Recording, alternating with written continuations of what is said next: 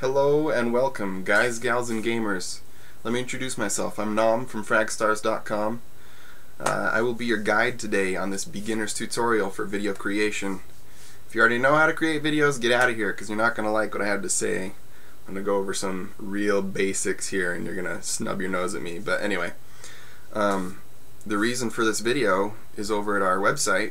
We may have some contests coming down the road, which we will announce both the contests and the winners in our webcasts that we'll be casting. So yeah, today we're just going to go over the very basics of creating some frag videos, and yeah, follow me to my desktop. We'll get started. I'll show you what you need to do.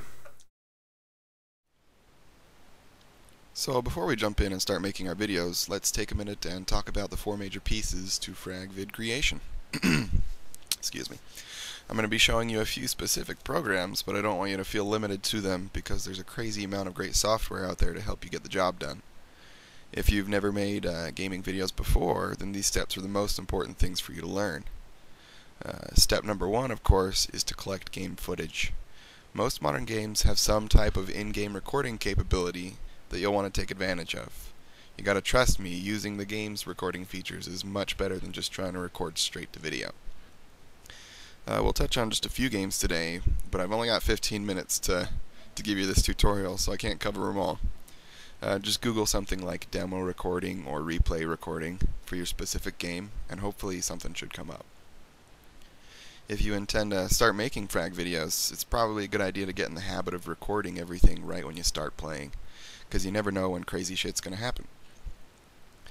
Step number two is to go through your game footage and pull video out with a capture program. This way you can watch your in-game clips as often as you need to, narrow it down to the exact clips you want, and capture and pull video file out of it. Video capture programs literally just take what you see and turn it into a video. That's all they do.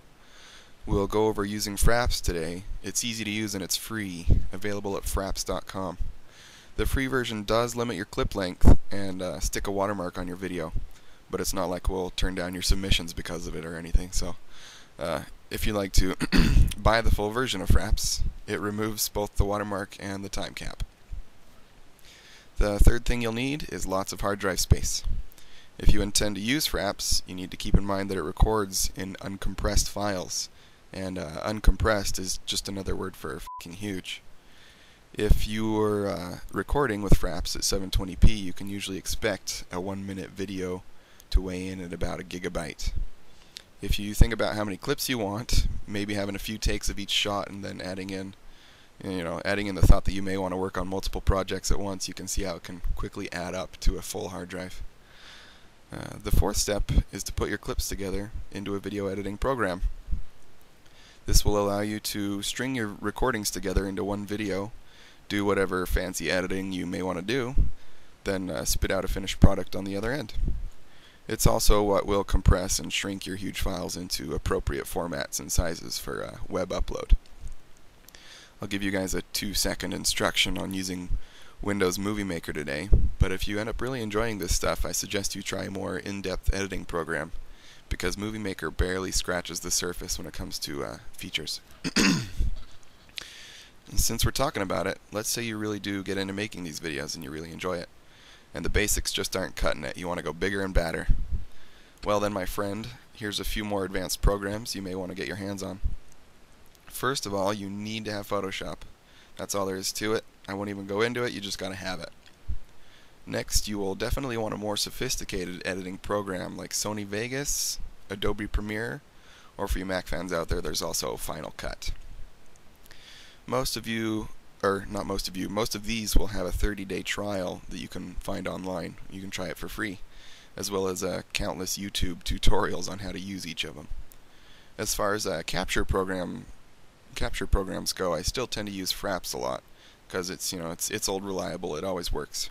But you may want to consider another one like VH Capture or Hypercam, as they can record straight to encoded formats, giving you much smaller file sizes from the very beginning.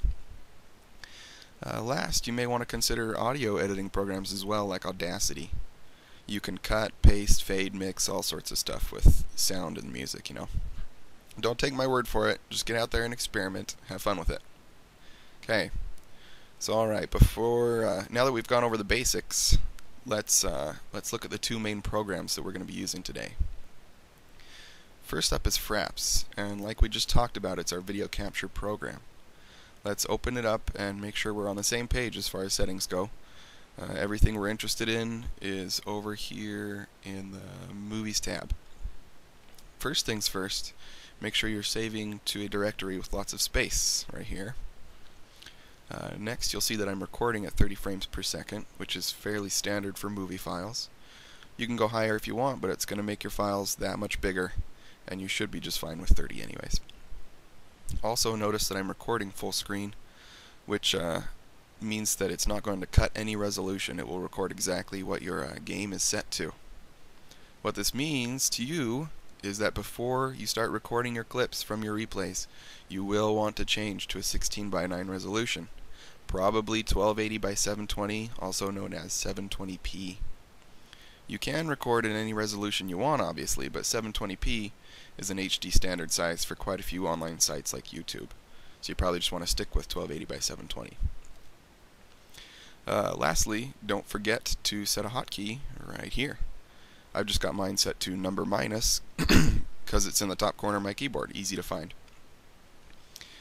When you get to the spot you want to record, you hit the record button, and when you're done, you hit it again. It's that simple. Let's take just a few minutes to go over a few different games and how to gather footage from them. If you happen to play a lot of StarCraft or Black Ops, you're in luck, because they practically record for you all the time. I'll show you how it works with StarCraft first, then move on to recording with source games, followed up with some Black Ops. After that, I'll show you how to turn these clips into a finished video. Let's touch real quick on StarCraft, because although it doesn't have, the same high-octane frags highlights as some of the other games we like to play, it does have some cool stuff in it, and sometimes there's some really clutch moments, So, let's just say you just barely played a really awesome map, something really cool happened. You're going to come up to replays, and it's going to have a list of the recent games that you've been playing. If you choose to, you can come down here and say keep and save it to your computer. Otherwise, let's just double click on any given one, whichever one you have your highlight in. We'll see if I just barely loaded it, so it should load up pretty fast. Okay, you can go through your highlight video. Make sure you have Fraps up and running, because when you get to the portion you really want to record, you're just going to hit your Fraps button and it's going to record a video file. And then hit your Fraps button again, it'll stop. And that's all there is to it when it comes to StarCraft. It's a piece of cake. Keep in mind, Fraps makes huge files. If you're planning on recording extended clips, I would go find yourself another video capture program that can record in smaller files. Because, for instance, a 2-minute video recorded in Fraps is close to 2 gigabytes. Yeah, so keep that in mind. It's a piece of cake in StarCraft. Let's go check out Counter-Strike. Okay, first up, let's show you how to create demos, watch your demos, and then grab video clips from your demos in the source engine. This is going to apply to all Valve source games, such as Team Fortress 2, Left 4 Dead, Counter-Strike, etc. When you're in the game, let's say you're kicking some ass, you want to record a highlight clip, you're going to open up your console and you're going to type record, and you've got to name it something. We'll just name this tutorial. Okay, commence fragging. We'll see if I can snag a frag mid just for this little highlight clip, but I'll probably get wasted.